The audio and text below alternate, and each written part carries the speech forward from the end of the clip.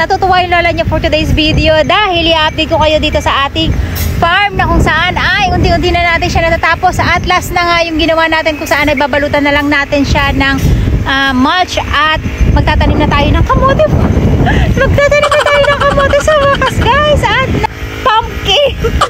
Kaya tuwa-tuwa yung lola nyo kasi alam nyo kung bakit, 2 araw na may bagyo dito actually hanggang ngayon, pero nakikita nyo naman na medyo gumaganda na yung panahon, although mahangin at medyo maulap pa, pero sabi nga araw.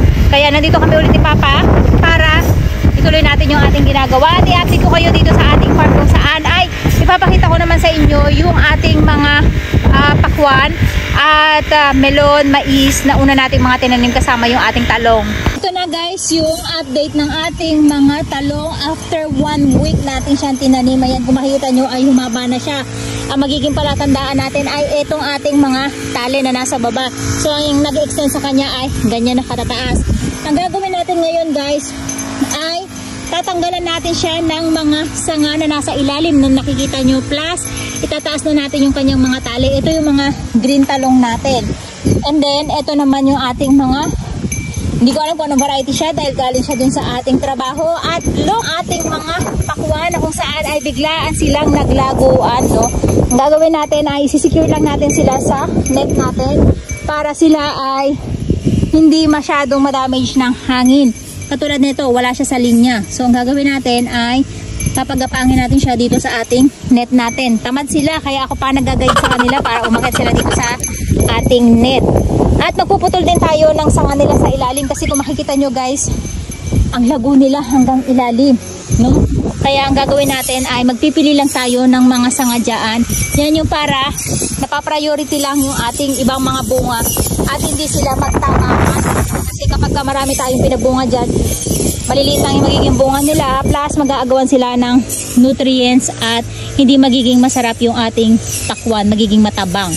Pero ang gagawin natin dito guys ay yung katulad ng ginagawa natin sa pagpapadami ng pipino kung saan ay hindi natin lahat tatanggalin yung ating sanga. Gagawin lang natin ay mag-iiwan lang tayo ng 2 na dahon, saka puputulin natin yung ating ito para continuous pa rin yung paglaki nila. So ayan guys, lahat sila ay bigla ang lumaki. Ayan, nagkakaroon sila ng mga panibago nilang sanga sa ilalim. At i-flex ko sa inyo guys kung ano-ano yung mga tinanim nating pakwan next time. Wag ngayon dahil marami tayong dapat i-flex sa inyo. So eto, humahaba na siya. Ang gagawin natin dito ay i-guide din natin siya dito sa para hindi siya basta-basta gumapang kung saan-saan. At bawat isang ganito, doon natin sila pagkakapakin. Ayan, para kitang-kita kagad natin yung ating mga bunga at hindi sila mababad sa ulan kapag sila ay namumunga na ng malalaki. Ito naman yung update ng ating mga mais. Ayan, bigla ang laki din sila. Kaya kailangan na rin natin mag-update ng ating mga pataba. So, nabalian tayo dito ng isang mais. Sad. Nabali. Kasi malutong talaga yung mais guys. Sobra. Kasi lakas talaga ng hangin, promise. Kaya ang gagawin sana natin ay kukuberan sana natin siya, no? Pero ganun talaga. Hanggang ngayon lang naman yan, malakas ang hangin. And then, ito naman yung ating mga chili. At ayan na yung mga melon natin guys, na kung saan ay kahit paano ay lumagulago na din sila. At ang pagkakamali nga lang natin, dito natin sila tinanim sa malakas ang hangin kasi nga sabi ko, para natutuyo sila at napupuntahan sila ng hangin. Kaya dito natin siya tinanim. Kasi nga hindi sila pwede sa tagong lugar dahil malakas sila magkaroon ng powdery mildew. Anyway, hindi tayo nag-expect this year na maging okay yung ating harvest dahil nga dito sa ating pinagtaniman. Sa first time natin dito, kumbaga parang tayo ay nagtetest kung okay yung kanilang pwesto dito para next year ay ibahin natin yung kanyang pwesto naman. So ayan, naglaguan din sila guys sa wakas. Tinanggal lang natin yung mga dahon niya na may powdery mildew para hindi sila kumalat. At ayan, nakikita nyo yung mga puti-puti na yan. Kaya dito ko talaga sila sa may hanginan pinuwesto. Yan yung para hindi sila magkaroon ng powdery mildew. Ayan, at nagkakalbo na naman tayo ng may powdery mildew. So yan, yan na yung mga melon natin guys sa wakas at naglalaguan na sila. And then meron pa tayong 4 na pakwan dito kasi nagsobra tayo ng pakwan. So para hindi sila masaya. Ay, 2 lang pala. 2 pakwan lang pala to. So ayan guys, malago na rin sila at nakakatawa, 'di ba? Ang lalaki na ng ating mga pananim. Sa pagtatanim guys ng kamote, dapat ihiga natin. Kasi para maiwasan natin na maitaob siya ng malakas na hangin na katulad nito. Ayan.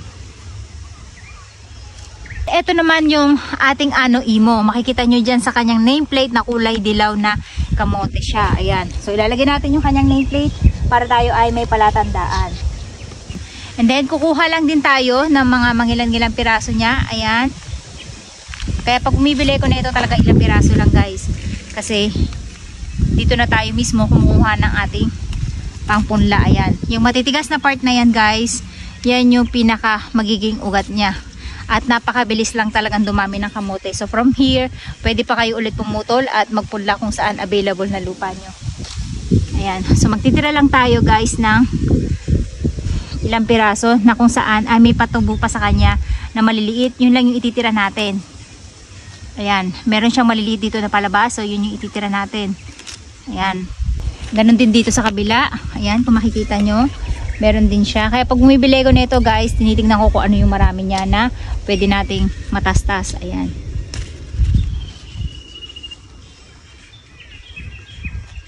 At magtitira lang tayo ng isang piraso niya.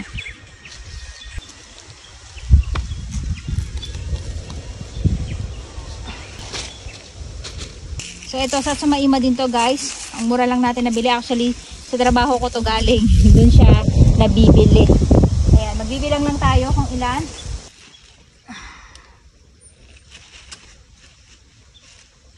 Tapos na natin yung ating mga kamote. Ayan, dito naman yung ating mga dilaw na kamote. Ginawa natin ay alternate siya. Makikita nyo pa ganyan ang kanyang zigzag.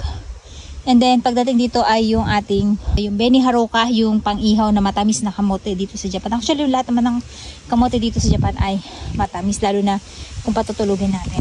Bakit dito ko talaga sila sa sulo? Kasi para malaya sila makagapang. Ngayon ang next naman natin na itanim guys ay yung ating kalabasa, kung saan ay dito natin siya gagawan ng baklad. At ang gagamitin natin ay yung ating steel matting na nandoon.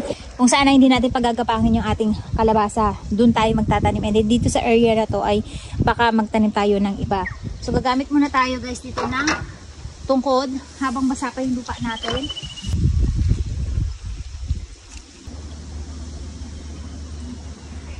Ang gagawin natin guys, baka pa tayo meron yung ating kalabasa.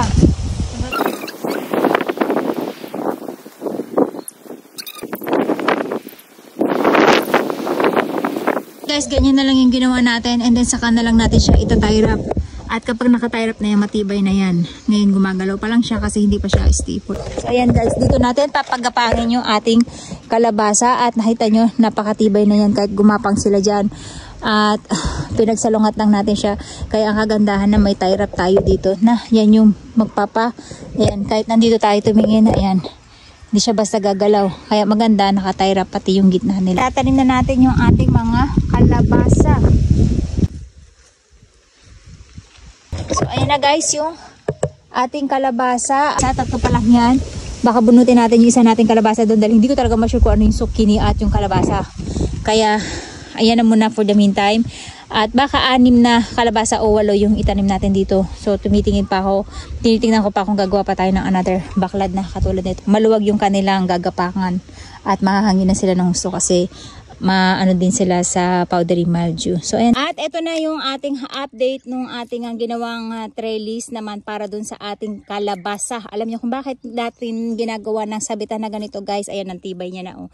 Kasi meron na siyang tie wrap. At secured na yan, may brace yan sa gitna at sa magkabilang gilid, plus yung pinagdugtong pa natin siya dyan. Kasi guys, nakita nyo tong area na to, medyo malaki siya, pero alam nyo ba, ang kalabasa, ang lakas nilang gumapang. So binibigyan ko sila ng space pataas, hindi pakalat dito, para may lalakaran pa tayo kahit papano. Kasi pag sinakop talaga nila yan, hindi na tayo makakadaan both side.